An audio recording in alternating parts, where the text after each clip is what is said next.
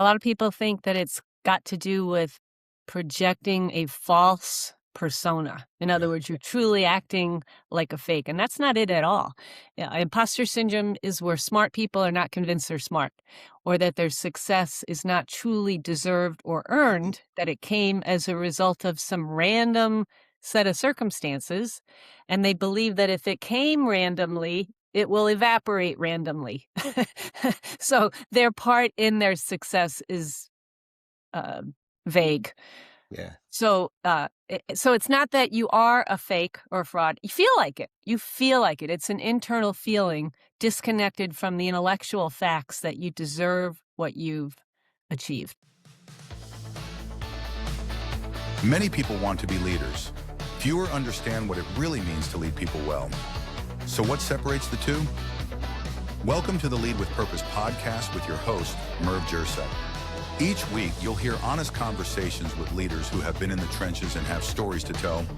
They'll share their practical wisdom to help cut through the noise and get to the heart of leadership. So let's get started.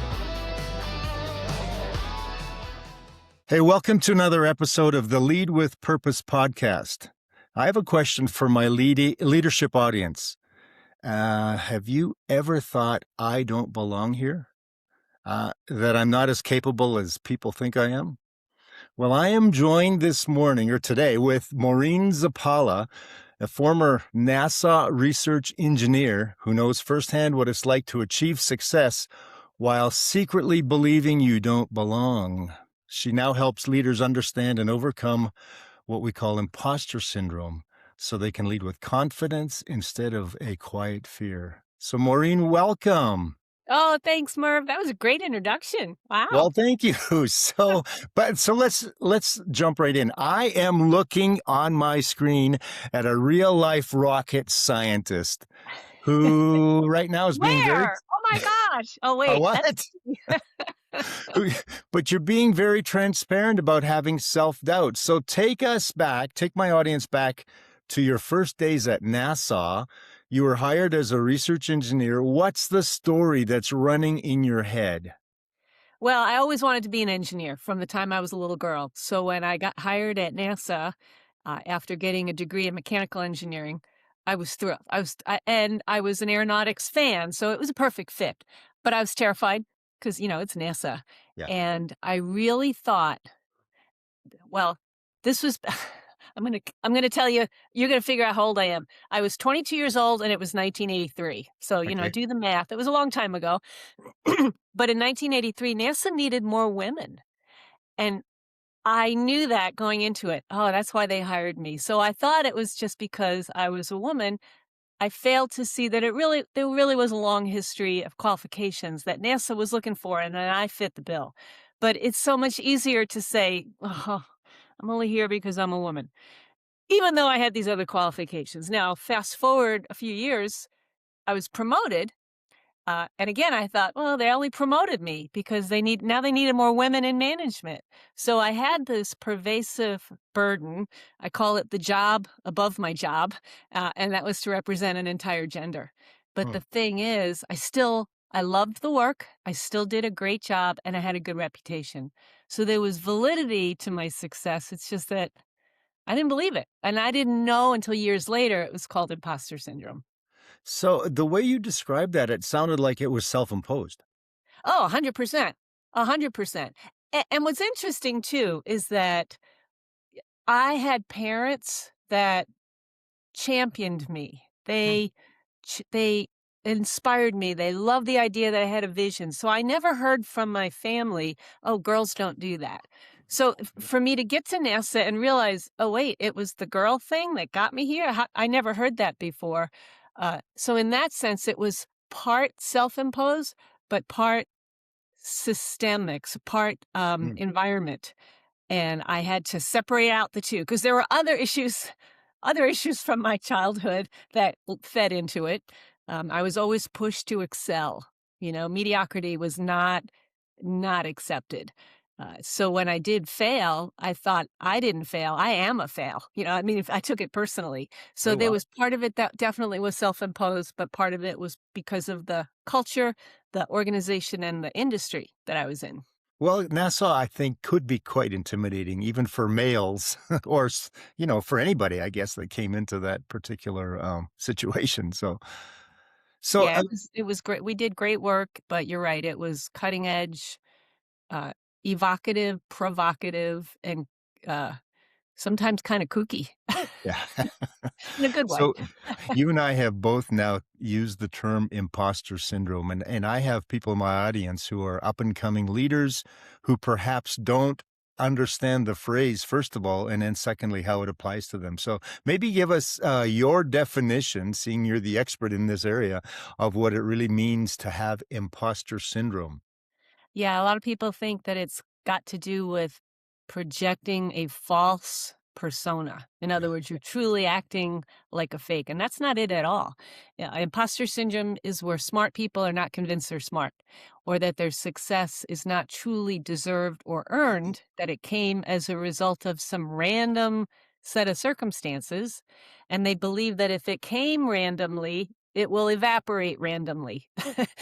So their part in their success is uh, vague. Yeah. So it's not that you are a fake or a fraud. You feel like it. You feel like it. It's an internal feeling disconnected from the intellectual facts that you deserve what you've achieved.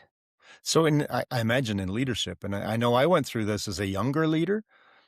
Certainly, as I was climbing the ranks of a project management in a project management consulting process, and then my when I went on my own, you do feel like, even though you're good, you do feel like, how did I get here? Like Yeah. maybe.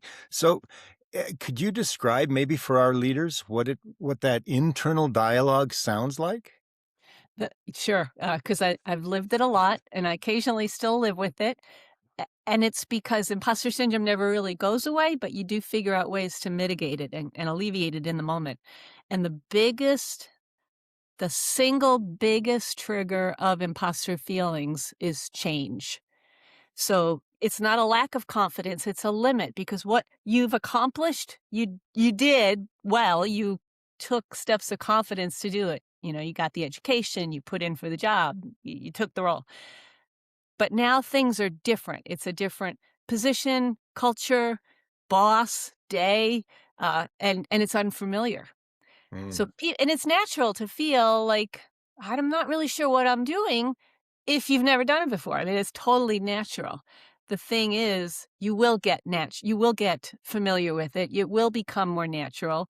So the skills might not be there, but the attitude can be. The attitude, the character traits, the the intestinal fortitude of I'm going to get through this. So that voice has to be a whole lot louder than I'm not really sure what to do because you don't know what to do. yeah. Sometimes the job is unscripted. There is no manual. There is no how to.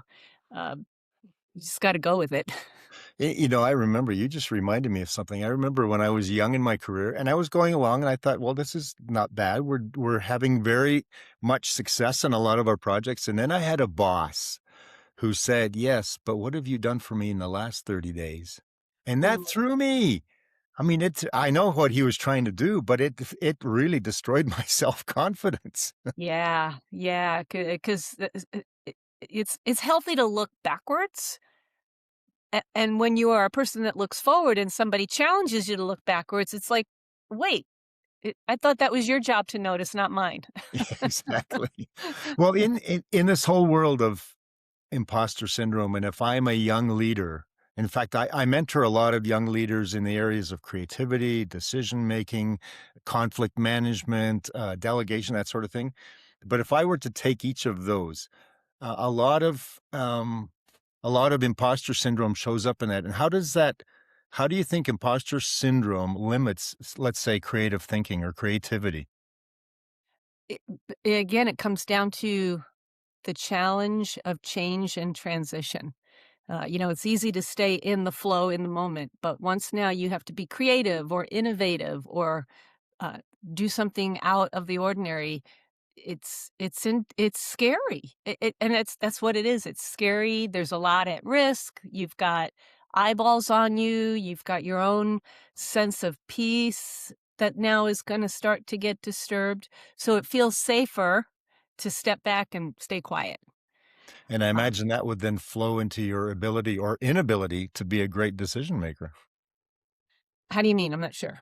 Well, if your creativity is limited, then perhaps your decision making can also be limited. I'm assuming maybe Yes. my Oh, assumption. yeah, for sure. And we also, one of the symptoms, there's probably, I don't know, 6 to 10 symptoms or coping strategies that people use to alleviate their imposter syndrome feelings. And one of them is the, oh, there's different names for it, but basically the person who says, I've got it, I'm on it, you can count on me, I'll figure it out, I'll fit it in, I'll squeeze it in, I've got you. So Mm, it's that kind of that solo hero type complex where they don't delegate.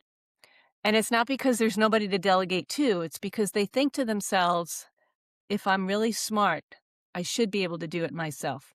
And if I ask for help or delegate or rely on other people, they'll see that as a personal flaw in me. So that hinders your decision making because you think to yourself, can I really get this done well? Can I really get it done alone? Can I get it done now? Uh, so you tend to evaluate with a different criteria. well, and then I imagine because again, as leaders, we have to delegate in order to get more done and in order to grow our people. And I imagine from that perspective, if I don't know how to delegate or refuse to delegate because I can do it, then I'm limiting my career growth as well. Yes, you are, and you get a reputation. It could be a good or a bad reputation. For example, I know I talk to leaders that struggle with imposter syndrome, Mm. but I also talk to leaders that lead people that struggle with imposter syndrome, but Ah, don't yes. really recognize it because what the leader sees is that somebody is like, I've got it. And they look at that guy like, give it to Merv. He'll handle it. Whereas Merv is like, I'm dying 1,000 deaths. I don't know if I'm I burning the midnight oil. yes. Yeah. Well, So and then it's important for leaders to understand that that person that's juggling everything, keeping all the balls in the air and the plates spinning is you may think that's your rock star, and they are, but you really have to understand that their internal dialogue is desperation. boy, I got to pay more attention to those situations. And the other thing that leaders have to handle often, or within team situations, is the ability to handle conflict. And how does imposter syndrome affect your ability to handle conflict? Yeah, it surprisingly can fall along gender lines, and it comes down to all of the research for imposter syndrome, 98% of the research on imposter syndrome is split along gender, right? So I'm going to stick with the two gender theory. Yeah. Um, Women, and I know this from my own experience. I was concerned about how I got along well with others and what people thought of me. So preserving the relationship, avoiding conflict that way was very important. Whereas men tend to be more of, do people respect me? And can I Mm, come across as authoritative and knowledgeable and in control, which can kind of create more conflict. So understanding what your ultimate goal is it to keep the peace or is it to gain respect? yeah, They're both good, but what's the method that you're going to use to get there? Recognizing that not all, we all know this, not all conflict is, excuse me, not all conflict is destructive conflict, that's true. even though it feels like a death in the middle of it. Let me take us on a slightly different path now. I think we have established what imposter syndrome is and how it may affect our team management and that sort of thing. But I remember, Maureen, a few years ago, I was in an audience of maybe, I'm thinking 1,500 to 2,000 people, and Maureen Zappala came on in the World Championship of Public Speaking for Toastmasters International. I'm thinking that somewhere along that line. By the way, how did you? I don't remember how you did. You come in the top I three? did not place in You the did. top 3. And beyond that, they don't delineate who came in what place. So I say I tied for 4th with There 6 you other go. Who won that year? That was Mark Hunter. Oh, Mark, okay, because so I'm sitting here looking at Maureen thinking, I remember who was on the stage. I don't remember who won. How's that? You remember who first and you don't remember who came in second. And But I remember I remember that he won because he spoke, I was I was the I was the last speaker. I think there were 9 or 10 in the contest.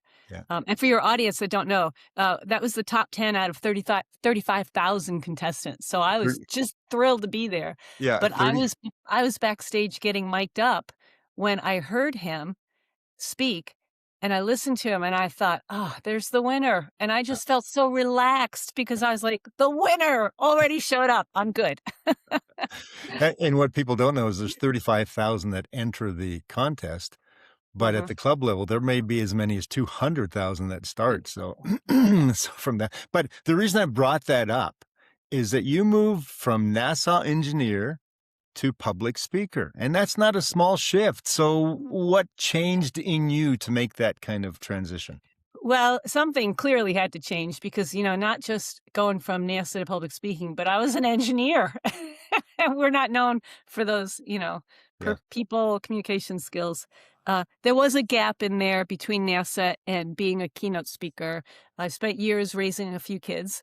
And in those years, I got involved teaching a junior high girls Sunday school class and being a part of Toastmasters. Ah, So I good. developed the skill of presenting. Presenting to 13-year-old girls, tough audience. So I learned storytelling and humor and, Yeah. crowd control. And it wasn't until, uh, my kids were a little older, now they're in school and I had some more time, I was like, I think I might like to do some more presenting outside of the Toastmaster world, because I heard they pay. Yeah. And I like being paid. So, I joined the National Speakers Association, developed my business skills there, and then found my topic of imposter syndrome. And that's truly when my vision Mm. clarified, because I thought, this is a message that the world needs to hear. Yeah, I think the last time I saw you in person may have been at a National Speakers Association conference. Could So, be, because yeah. I've been to many. Yeah. Thinking about this, the imposter syndrome, when you stepped on the stage the first time for pay, did that imposter voice come back? It it didn't come when I was speaking, it came when they handed me the check. 'Cause I thought, "Wow, really? You're paying me for." And I can't say it was a huge check, I don't even remember honestly, I don't even remember the very first one that I got paid for. But I have had to battle my own, inside voice that says, "Who am I to tell people about self-doubt when partly I still struggle with self-doubt, partly there are other academic giants out there that have researched this topic, and plus I'm I'm kind of a I'm a small player in the big speaking world, but I just daily have to go through that. I have a message that people need. I know more than other people do about imposter syndrome. I might not know more about who knows what? It doesn't matter. That's not what Yep. I'm hired for. I'm hired for my expertise on imposter syndrome, and I know I have it. No, that's great. So most of my audience being up and coming leaders or being leaders who are trying to enhance their leadership skills will probably not pursue a career in public speaking. But if I broadened what you just talked about, that experience to beyond public speaking, what do you think overcoming imposter syndrome teaches us about, say, leadership identity, about our ability to project leadership and kind of quell that voice within us? So, Mhm. regardless of our vocation or avocation. That's a great question, and I think what it's taught me, is that you're right, I don't know everything about everything, and I'm not required to. Right. But boy, I do know a lot about what I know about. And so do you. And Yeah. so does the next person, and so does the next person, and when you realize the beauty in that, the treasure in the circle of influence and intellect that you have worked for, and that it's completely separate from somebody else's, there's a peace in that, that now you can say with humility, I don't know everything, but I bet I can find the people who can help me fill in the gaps or do Yeah. the work that I'm not willing to do or not able to do. And that's a beautiful thing. I've learned in my life, and I'm sure you have too, Merv, you enjoy the journey when others join your journey. Yes. And you can't let them join you unless you recognize what they have to participate with and offer. So let's give my listeners a little hope now. I'm sure by now there are several people and many people listening to us today that have already understood that they're feeling this themselves. They couldn't put a finger on it or they couldn't name it. So, in terms of, let's say, some tools, what habits do you think would help someone who is feeling like an imposter help rewire their internal narrative? Yeah, I teach 5 strategies, and I call it the fraud-free framework, and I'm not gonna go through all 5. Uh, That's good. Briefly, I'll mention them. The first one is to recognize it, understand what the symptoms are. Number 2 is to rethink the thoughts that got you there, and that means challenging the the thoughts that you don't even think to challenge. We do so much on autopilot. What happens if you just stop for a second and say, why am I really refusing to delegate? And really sit with that and evaluate it. And then we need to rethink how we fit in around other people. And it's got to do with compare and despair. And it goes to what I was just saying is really understanding the value of what you bring to the table compared to what other people bring. Um, and then there is a spiritual and transcendental part to this because imposter syndrome is born out of shame. And shame is hard to fix. Hmm. It's different from guilt. Guilt, you pay Yeah. a fine or, make it right. How do you fix shame? Well, it's an intimate and spiritual experience. So it will require that kind of a journey. And then the last strategy is to really, truly understand the value and worth of not just your skills, but your character qualities. That's Are you creative, cooperative, humble, easygoing, curious, all those things. Far too often we undervalue those. I think that last part is so important because leaders truly do need to understand things about their own strengths that they may be dismissing. Absolutely. Absolutely. Well, this has been incredible. I like to end these interviews, Maureen, with a rapid fire closing where I throw some just off the wall questions at, actually, they won't be off the wall. There'll be things that you can handle quite Okay. easily, but we'll just go through a few of these. How about, let me begin with the first one. What did NASA get right about you that you couldn't see?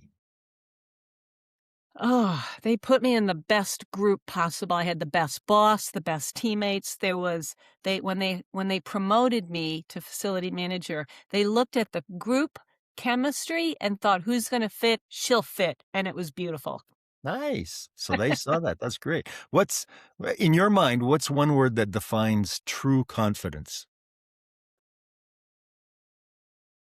Boy, one word. I can't do anything in one word.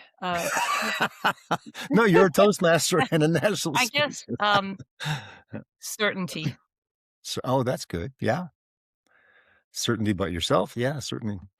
Um, what's the most common lie that people believe, especially leaders, believe about themselves? I'm not qualified. Yeah, I can do that one. Here's one that I don't care what the answer is, but it's be interesting. But what do you think is more dangerous, arrogance or self-doubt? Arrogance. Yeah. Yeah, arrogance pushes you forward and you cause damage. Self-doubt pulls you back, and at least it buys you a little time. That's true. And it's probably a little easier to fix that one than the other one, right? I think so, yeah. What's one habit that you do, perhaps even daily, that helps build authentic confidence? Oh, I'm a church girl, so I spend a lot of time praying, journaling, and, just reading inspirational biblical passages. So that's how I start my day, that and a cup of coffee. Yeah. This is my third, Maureen. No, that is so important to ground yourself in those spiritual thought processes because, there's much more beyond us in this world. So Where can people find you if they want to get hold of you, if they want to learn more about imposter syndrome, if they want to book you to come onto their premises and help their leaders? Yeah, the repository of all thing about me is at my website, and it's www.maureenz.com. So first name, last initial. And from there, you'll see videos and YouTubes and information about where to get my books, how to book me. You could also find me on LinkedIn. I do a lot on Facebook, but most of that is about my hobby of ballroom dancing. I saw that and I meant to ask you about that. And, I'll have to have you on another time and say, how does ballroom dancing fit into leadership? No, It give has me, taught me a lot. yeah, let's do, we got some time. That's all right. We'll go over a little bit. So how has ballroom dancing helped you with perhaps imposter syndrome, but how does it help in the leadership experience? Well, for one thing, I know it's helped me because I have no background in dance, so I started at ground zero, literally at nothing, and I had to accept that, and I had to accept the fact that I will learn as I go, and I've been doing it now for 4 years. Am I where I wanna be? Not really, but I'm having a great time. But in terms of leadership, you're gonna ease yourself into it. You're gonna step into a position where maybe you've had no experience as a leader. Because I know at NASA, and I know this happens in almost every industry, they will reward a technical excellence with a management promotion, and the Oh, skills aren't there. yeah, yeah. So if that's an organization that you're involved with, you're gonna step into that, "Oh my gosh, the first day on the ballroom dance floor, I don't know what I'm doing." Learn as you go. Be committed to learning learning as you go. And by the way, NASA is not the only organization that does it. I think I know. most do. That's great. Well, Maureen, this conversation, I think in my mind anyway, it's such an important reminder to me, to my audience, that leadership isn't just about skill. I think it's about a belief as well. And when leaders operate from um, imposter syndrome or self-doubt or whatever, it doesn't just affect them. It affects their creativity, their delegation, their team's confidence, Mhm. and certainly in the culture they build. So your story today, I think, helps us see that confidence isn't pretending you're flawless. You mentioned that a few times. You don't know everything. That's It's right. accepting that you belong even when your inner voice says otherwise. So thank And I'll add in there, we didn't even get into this, you've gotta go to bat for something that's bigger than yourself. There you go. You gotta have a bigger vision, a bigger aspiration, something outside of you, because that will drive you when you're screwing up the dance steps on the dance floor. Great. So, so to everyone listening to Maureen and myself today, if you've ever questioned whether you deserve your seat at the table, remember this: someone saw something in you even before you did. So lead from that truth Yeah. and lead with purpose. So thank you for helping us, Maureen, rethink what real leadership confidence looks like. Awesome. Thank you, Merv. If today's conversation added value, make sure you subscribe. And if this episode resonated, please leave a quick review to help other leaders discover the show. And remember, leadership works best when you put people first. Let's lead with purpose, together.